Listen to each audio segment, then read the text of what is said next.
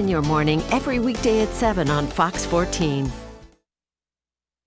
Hi there, everyone. Here's some of what's heading your way tonight. Your news at 9. Neosho City Council will consider a mandatory mask mandate and occupancy limits in tonight's City Council meeting. I'm Caitlin Shive. We'll have details coming up. Lamar, Missouri police make an arrest after a murder that happened back in July. Another group of healthcare workers received those long-awaited COVID-19 vaccines. I'm Casey Stiegel in Dallas. We've got the latest coming up. Doug Heddy is weather. Jacob Leonard has sports tonight. This is KOAM News at 9 on Fox 14. The 4 states' most watched news starts now. Thank you for joining us tonight. I'm Jordan Abbey. Neosho City Council is deciding on a mandatory mask mandate and an occupancy limit ordinance tonight. KOAM's Caitlin Shives gives us the details. In Tuesday night's City Council meeting, the Neosho City Council members decide whether to pass a mandatory mask mandate and occupancy limit ordinance. There was a draft ordinance that was written up by our city attorney at the request of council due to a letter that was circulated from area hospitals.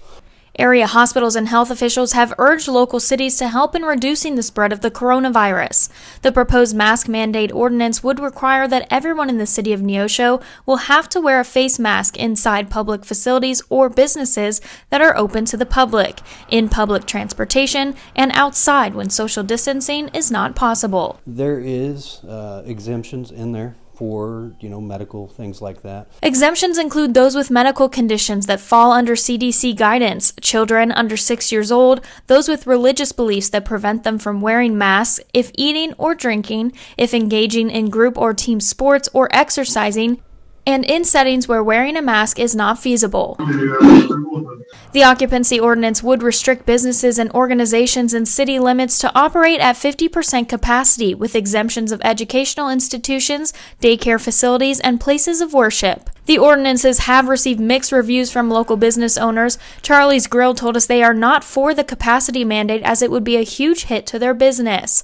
However, the florist and the merchant owner tells us they are supportive of whatever council deems necessary to help the health of the residents of Neosho.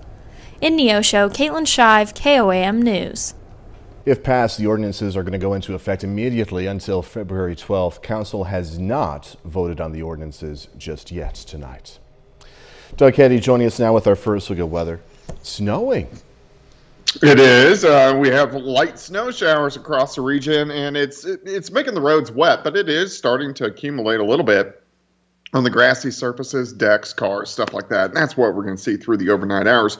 Cold day today started at 34 for an afternoon high, and you can see these bands of light snow showers continuing to rotate through, and this is really going to stick around for the next 2, 3, 4 hours. So accumulations are going to be on the low side. But yeah, we're getting a little bit of light snow. It's going to be a cold night for us tonight. What is to come the next few days? We'll look at that here in just a bit. All right, Doug. Thanks as always. Police in Lamar, Missouri are charging a Webb City, Missouri man for a murder that happened in July. Police say 27-year-old Lane Bronson killed 51-year-old Terry Harless. Authorities in Lamar say back on July 13th, they responded to a call about gunshots in the 700 block of Broadway and found Harless dead in a house. Police are pursuing the charge of second-degree homicide. Bronson is currently being held in the Vernon County Jail for 2 charges of tampering with a witness out of Jasper County. A murder suspect was found dead in jail. Newton County Sheriff Chris Jennings says 43-year-old Vernon Thomas died in a Joplin hospital 2 days after COVID-19 symptoms first appeared in him. Thomas was being charged with first-degree murder in the March beating death of 37-year-old Wesley Porter. Thomas was among several inmates who tested positive for COVID-19 since late November. Court documents show more details about robbery suspects who led Newton County deputies on a chase. According to those court documents, Daniel Duran and Gabriela Espinoza failed to stop when a deputy tried to stop the car they were traveling in on I-44. Deputies say the black GMC Yukon they were traveling in matched a suspect vehicle in an armed robbery. During the chase, authorities allege the suspects fired shots at deputies. Authorities say once the suspects stopped and were arrested, officers found 2 children in the car along with drugs. The 2 are being charged with first-degree assault, 2 counts of endangering the welfare of a child, possession of a controlled substance, also resisting arrest. Cherokee County, Kansas Sheriff's Office says they found evidence in a deceased suspect's home linking him to an armed robbery. The robbery happened on December 2nd in Weir, Kansas. Authorities say the suspect, 46-year-old William Haddon, was found unresponsive in his cell yesterday morning. Cherokee County Sheriff's Office has identified a burglary suspect who originally gave a fake name. Authorities say Kevin Hansen was arrested for allegedly burglarizing a home in Lowell, Kansas, before leading police on a 4.5-hour manhunt. Police say when he was caught, he said his name was James Weiss Jr. Official charges for the burglary have not yet been filed, but Hansen is being wanted for felony warrants in Missouri. A 3-vehicle crash in Labette County, Kansas kills a McCune woman. Police say yesterday evening, 44-year-old Mandy Carstetter was traveling on Highway 400 10 miles east of US 59. Carstetter tried to turn onto Messer Road. Her vehicle was rear-ended by a truck. Then her vehicle was struck again by a semi. Carstetter was pronounced dead at the scene. The other 2 drivers, however, were not injured. It appears a Chanute, Kansas man suffered a medical incident before fatally crashing his vehicle. Officials say 59-year-old Albin Stenger was driving north on US 412 yesterday east of Catoosa, Oklahoma, when the medical incident caused him to roll his truck through an intersection. Stenger was taken to the hospital where he died. Well, the Kansas Corporation Commission extended an order aimed at helping utility customers avoid a disconnection. The order requires utilities to offer 12-month payment plans and to waive late fees. The order was originally set to expire on the 31st, but now will run until the end of coronavirus pandemic ends. The Neosho County Health Department in Kansas is reporting 5 new COVID-19 related deaths in the past 5 days. The total number of deaths in that county being attributed to COVID-19 now stands at 8. Another group of healthcare workers receives Pfizer's coronavirus vaccine. The nationwide rollout continues as an FDA panel prepares to review Moderna's vaccine candidates. Fox News correspondent Casey Stiegel has more. Hundreds of hospitals unloading their initial shipment of Pfizer's COVID-19 vaccine today. Puerto Rico distributing its first shots, one day after FedEx planes delivered thousands of doses. New Jersey also starting immunizations today. A nurse receiving the state's first dose, saying it's a relief after a long spring and summer. Our ER is busy on a good day. When COVID came, it was the worst of our days. It was our worst nightmare. Some 400 sites receiving deliveries today. Operation Warp Speed officials are planning hundreds of more shipments over the weekend. I know that people have a lot of apprehension and fear about taking the vaccine, and my message to them is not to be afraid because the alternative is far worse. Meantime, the FDA releasing a preliminary analysis of Moderna's vaccine. Officials confirming it's about 94% effective and presents no safety concerns that would prevent emergency use authorization. Data from late-stage clinical trials showed that vaccine may also prevent some asymptomatic cases as soon as the first shot is given. We have the most transparent and the most regulatory approach to assessing the safety and efficacy of medical products, and it's so important with these vaccines to do that. Just under 6 million doses of Moderna's vaccine will be ready to ship out if the FDA grants emergency use. That's the latest from DFW International Airport. Casey Stiegel, Fox News. The Food and Drug Administration granted an emergency use authorization for the first over-the-counter, fully at-home test for COVID-19. The Illumi COVID-19 home test detects protein fragments from the coronavirus in nasal swab samples from anyone 2 years and older, including those who are asymptomatic. This emergency approval came 1 week after the FDA approved another non-prescription at-home test, but this one requires samples be sent to an outside lab for confirmation. With the Illumi test, however, patients collect a nasal sample on a swab, and the results are analyzed with the use of a smartphone app, which interprets the results in as little as 20 minutes. The test has a 90% accuracy rate in positive samples from people showing symptoms, and it correctly identified 91% of the individuals who were asymptomatic. The company has not said when the test will be available for purchase worldwide. KOAM News at 9 on Fox 14 takes this time to honor one of our 4 state heroes.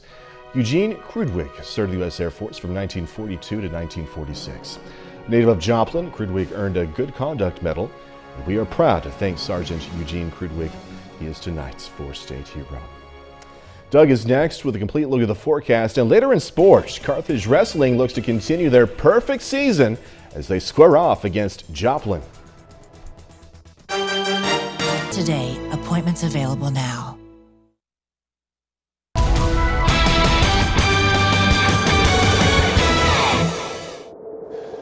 Well, of course, it turned out to be a gloomy day for us today. We've had the clouds all day long and then the light snow showers picking up over the past couple hours across the region. And that's what we're going to see over the next few hours. And it's cold. Everybody on the cold side. Look around the metro. Most of us in that 29 to about 32 degree range. And this is consistent across the entire four-state area. Chanute's 29, 31, Veneta, Anderson at 31, Nevada a little bit cooler at about 29 degrees. So looking from the station off toward the east, sitting at 29, feels like 23 with those northerly winds at about 5 to 10. Humidity is up there at 92% as we finally saturated the atmosphere. It actually snowed on top of us for about 2 or 3 hours before it actually started making it down to the surface. But this is a very weak little system. The snow is extremely light.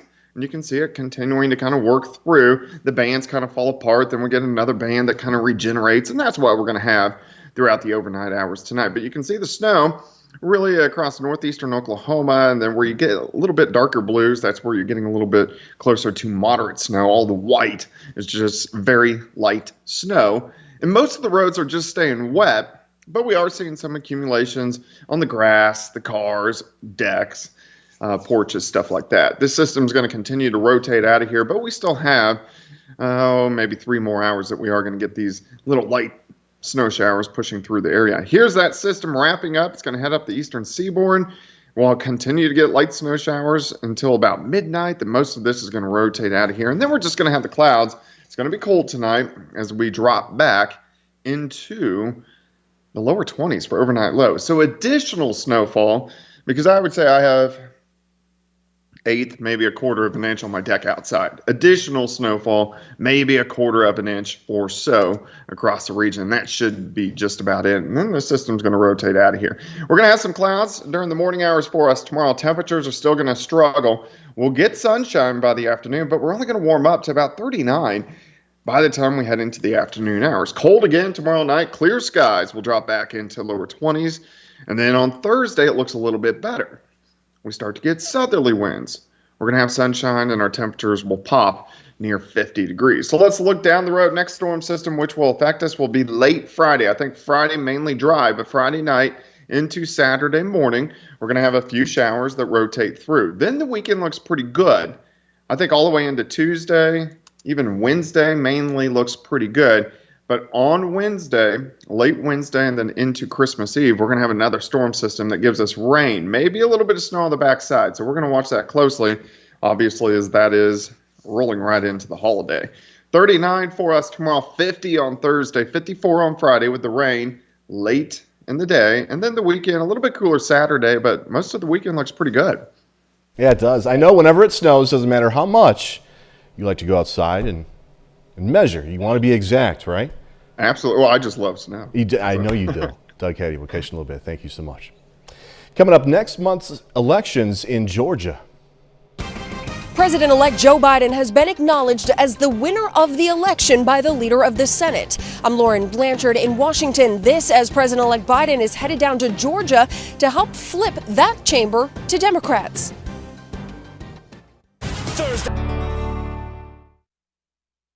Heads up, the federal open enrollment period for the Affordable Care Act ends at midnight. Tonight is the last chance for millions of uninsured Americans to buy coverage for 2021. A study by the Kaiser Family Foundation found more than 15 million people can get free coverage or a reduced price.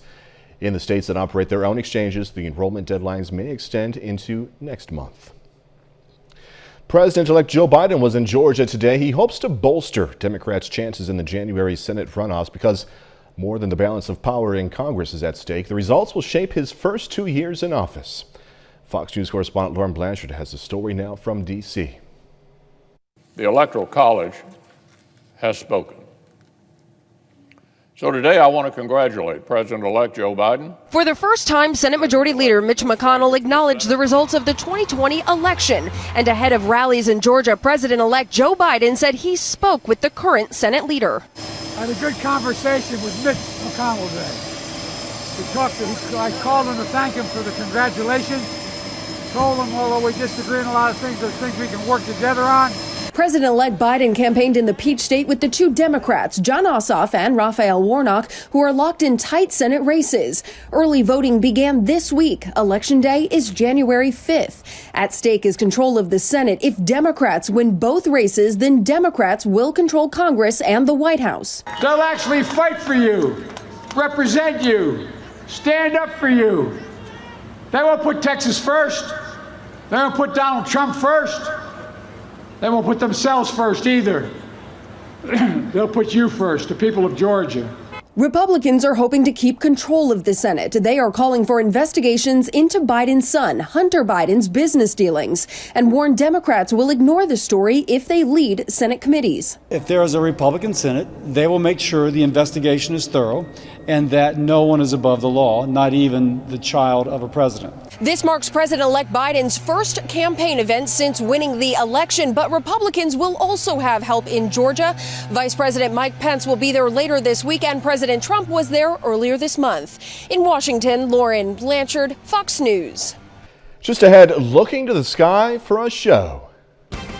Thousands in South America set their eyes on a phenomenon, a total eclipse. I'm Kevin Cork in Washington. We'll give you a sneak peek coming right up. Help us rescue Christmas. See you then.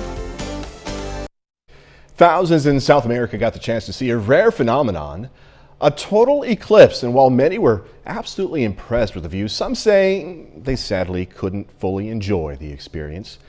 Fox News correspondent Kevin Cork has more. People in Chile and Argentina getting a glimpse at a solar eclipse. It happens when the moon passes between the Earth and the sun, causing darkness. The spectacle only occurs in certain places across the globe. It's estimated about 100,000 people gathered in parts of Chile, despite COVID-19 restrictions, to get a view. I can't describe the moment. It's impressive. And then from nothing, the spectacle, it was undoubtedly worth it, despite the rain. The rain and clouds made it tough to see for some in Argentina, where some towns went completely dark. Crowds gathered there with cell phones in their hands to capture the sight, cheering as the eclipse began. I think the temperature dropped. We began to experience a little more wind, a little more silence, and, well, it's incredible. You can't explain much in words.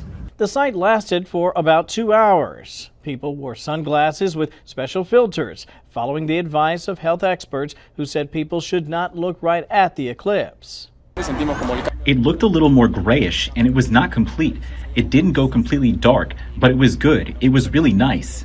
People in other parts of South America got to see the infrequent phenomena as well. The marvel was also visible in parts of Africa and in some parts of the Pacific and Atlantic Oceans. It is estimated it'll be quite a while for the folks in Chile get another look at a total eclipse. They're going to have to wait about 28 years to see another one. But for the folks in Antarctica, they'll only have to wait till late next year.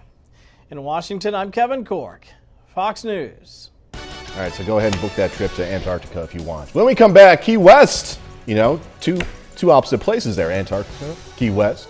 Key West showing off its own version of a Christmas tree. 4-state heroes around you too.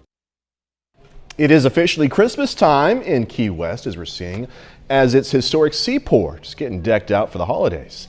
Visitors there enjoying the city's holiday tree made out of 45 lobster traps, sparkling lights, also red bows. The seaport was once home to the city's commercial shrimping fleet. This year's holiday events at Key West are focusing on outdoor activities, of course, to limit the spread of COVID-19. Beautiful tree, unique tree, and that's one place I want to visit someday, Key West, once things get back to normal, right? I want to go to Key West to eat key lime pie. The beauty there, of course, too, but mostly to eat key lime pie.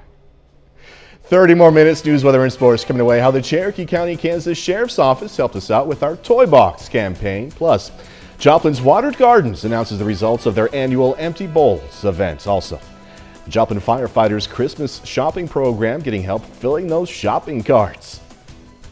At some Christmas shop.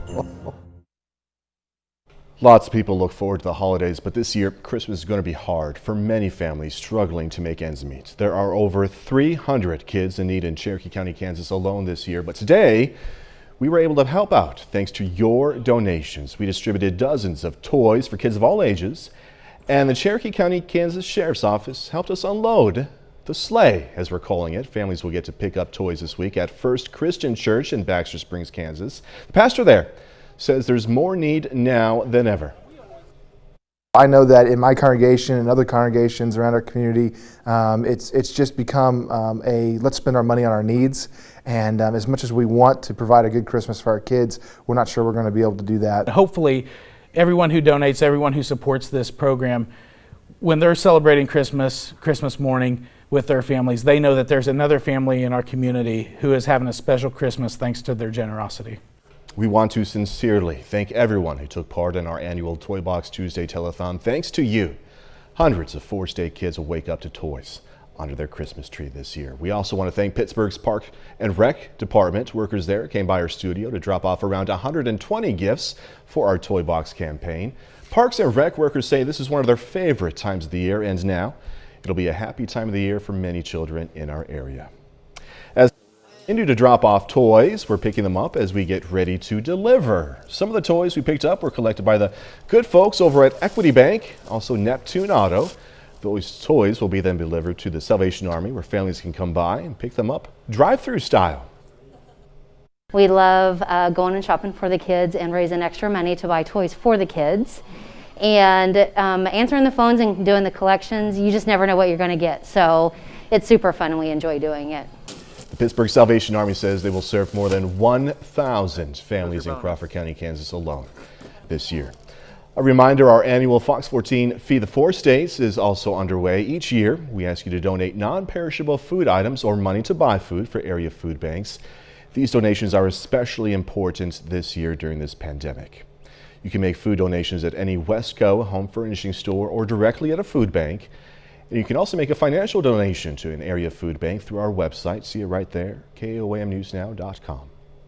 Watered Gardens in Joplin announced the earnings of their Empty Bowls fundraiser. The annual event sees local artists donate handcrafted bowls, which Watered Gardens sells, and then at a later event fills them up with soup, some good soup at that. Officials say this year they raised a total of $7,034. I mean, this is larger than last year, and with the complications of the year that we've had, that was extremely exciting, just the fact that we outdid last year. Watered Gardens has made more than $28,000 since they started the Empty Bowls event 8 years ago. Joplin firefighters have a heart for children this holiday season. They are shopping for gifts for the children, things like new clothes, shoes, sports equipment, camping gear. And they have more help for that shopping this year thanks to a $1,000 gift card from Academy Sports and Outdoors. There's a lot of kids this time of year that just are less fortunate. And so for us to be able to reach out and help out the community and to help out those families and those kids, it means a lot to us.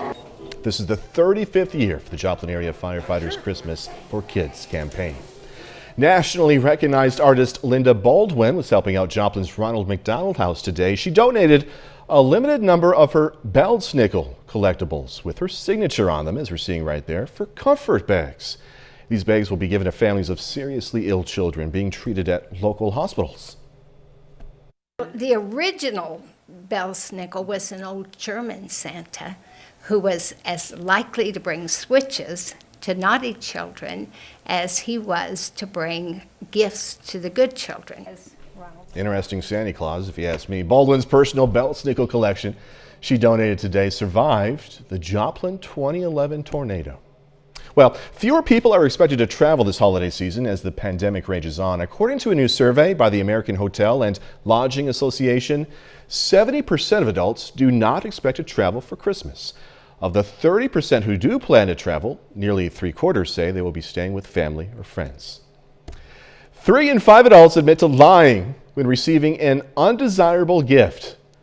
That's according to a recent One Poll survey. The white lies don't just stop there.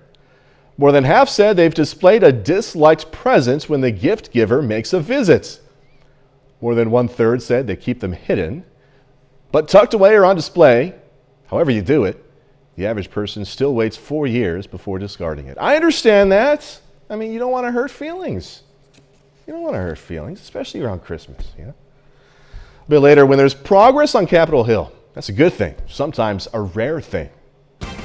Congress is closing in on a deal to pass more coronavirus relief. I'm Marie Bogan with a look at a bill that lawmakers say has a little something for everyone coming up.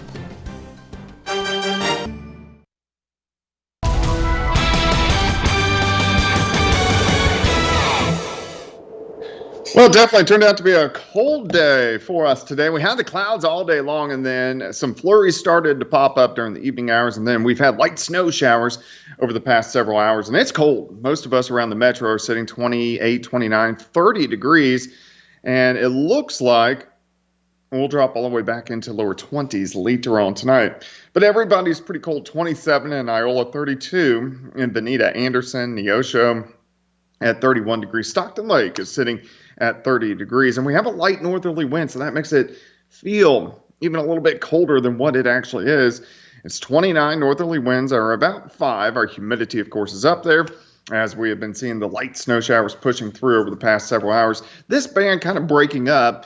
So what we have out there right now are just, in a sense, heavy flurries, but there's a back band in our northwestern counties, and that's going to rotate through a little bit later on tonight, and that could give us a quick little burst. But most areas have picked up 1/8 of an inch, maybe even 1/4 of an inch of snow with this very light band that is rotating through. The roads have been fine, but on top of a car or grassy surfaces or on a deck, that's where we were seeing some very light accumulations. A little bit heavier in our southern counties, and then just kind of spotty everywhere else. But this whole storm system is very disorganized. It is going to organize once it passes through and then roll up the eastern seaboard over the next couple days and produce a monster winter storm right up through the New England states. And then we look pretty good.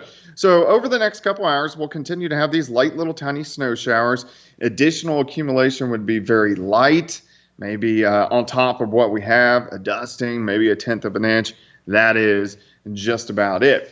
We're going to have the clouds into the morning hours, and then some sunshine will start to peek out by the time we head into the afternoon. But it's going to be cold still, even for us tomorrow. Most of us are only going to warm up into the upper 30s. So we'll start at 23, 34 by noon. At least we're going to have some sunshine, 39 during the afternoon hours. Northwesterly winds at about 5 to 10. Clear skies tomorrow night, lower 20s again. So another cold start on Thursday, but the result is going to be better because we'll have sunshine and our temperature should warm near 50 for a high by the time we head into Thursday afternoon. So at least we start to warm up a bit. Next system we have to keep our eyes on is going to roll in late on Friday. Most of Friday is going to be okay, but we are going to see a few showers sneaking in Friday night into Saturday morning. This will cool us down a little bit Saturday. Sunday looks great. Monday looks great. Tuesday looks great. And then on Wednesday, so this would be the 23rd, we start to get a storm system in here. It looks like mainly rain, but on the backside, as we work into Christmas Eve, it may mix with a little bit of snow. So we'll have to keep our eyes on that over the next week. 39 tomorrow. Again, we'll have the light snow showers over the next couple hours. And then just cold tomorrow, but 50 on Thursday. Showers sneaking in late on Friday. Chilly on Saturday, but back to 52 on Sunday. Pushing 60 by next Tuesday. So we might get a white Christmas, huh? I would say the chances are pretty slim, but yeah, they're there. They're there. I'll take that. Yeah. Doug, thank you. Hey, don't forget, you can be the first to know about the day's weather with KOAM Skywatch weather app. You can get severe weather updates sent straight to your phone free of charge. It's available in the Apple App Store, also the Google Play Store if you have an Android phone. All you have to do is search for KOAM Skywatch weather app. The KOAM Morning Show is looking to help out Santa this Christmas. We're asking you to send in those kids' Christmas lists, also some basic information. And beginning on the 17th, our morning show will interview Santa and he will read off those lists. You can learn more by going to the morning show page on our website or on the KOAM News Now mobile app. Coming up in sports, the Colgan girls taking on league rival Baxter Springs in the hardwood. Carthage and Joplin facing off on the mat, and on that mat, Carthage looking to stay perfect facing off against Joplin. Queso burger for just $3.99.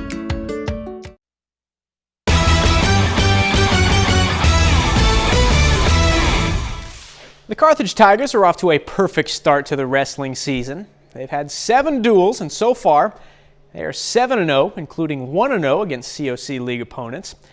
Now, tonight the Tigers aim to stay perfect with a league duel against Joplin. 138 pounds. We get our first pin of the night.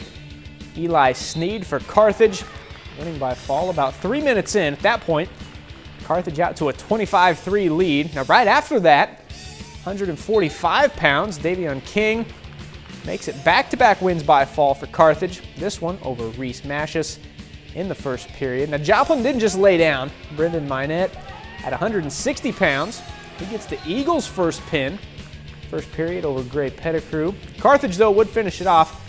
They recognize this dude from football season, Luke Gall, 182 pounds. Wins it by fall in the second period. Carthage tops Joplin 50-15 tonight. Tigers, good early start. They're 8-0 to begin the season. Early's not what our goal is. Our whole goal is to continue to get better every week, to challenge our weaknesses and get better at those so that we're ready to make a run when it comes to districts and state. Honestly, it's good to win a conference duel. It's going to have implications down the road when we get to the conference tournament with being Joplin, another Class 4 school. The Colgan girls are off to a 3-0 start to the season. So far, they've beaten Columbus, Jasper, and Liberal. Tonight, the Panthers are on the road for the 4th straight game, facing league rival Baxter Springs. We'll start in the third. Colgan leads. Lauren Yamour straight through the lane for 2. Panthers doing it on the other end, too, off the turnover. Caitlin Crossland behind everybody for the easy lay-in. Panthers have a comfortable lead going to the 4th. Now in the 4th, Baxter Springs trying to get back in it. Haley White open over there in the corner for 3. Colgan, though, would go on ahead and finish it off. Good ball movement here eventually to Riley Root for 2. Colgan now 4-0. They win this one big, 62-27. On to the boys' game now. It'll be Doug Brown, first points of the game. Knocks down a 3 from the left side for Colgan. Panthers have the early lead. Other end, Zach Beeler got the answer. Colgan up by 6 after 1. Now second quarter, Baxter hanging around.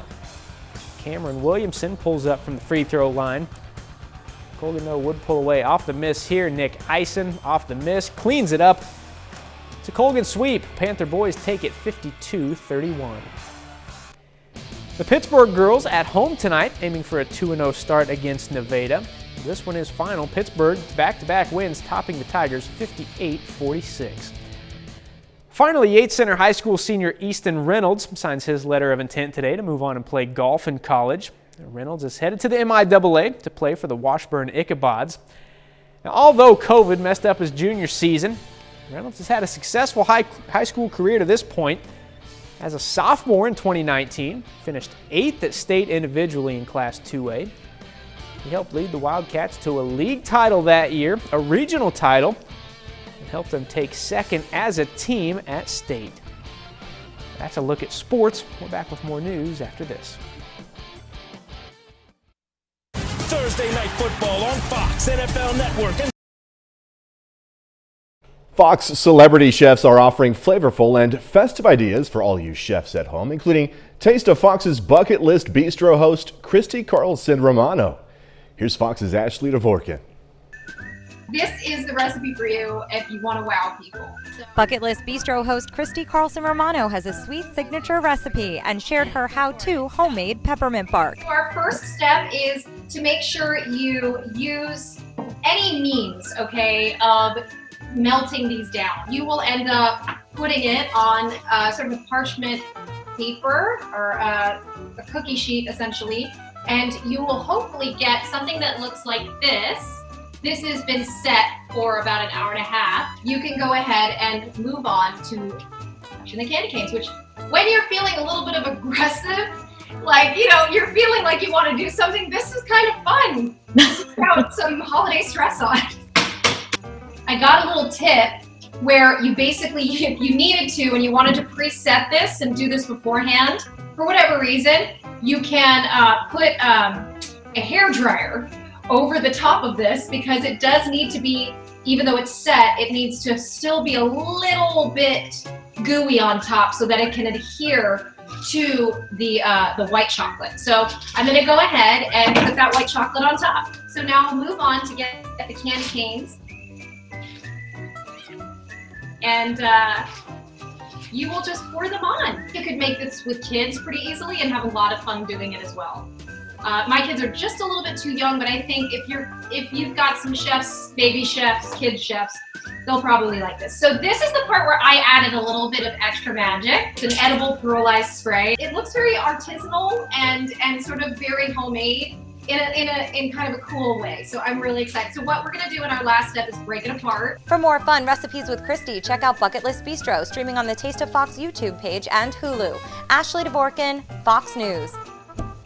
I'm just going to take part in the hard job of eating that stuff. Someone's got to do it. That's our time for tonight. Thanks for joining us. Going to leave you with video of Christmas lights over in Nevada, Missouri. Be safe. Do this all again tomorrow. See you then.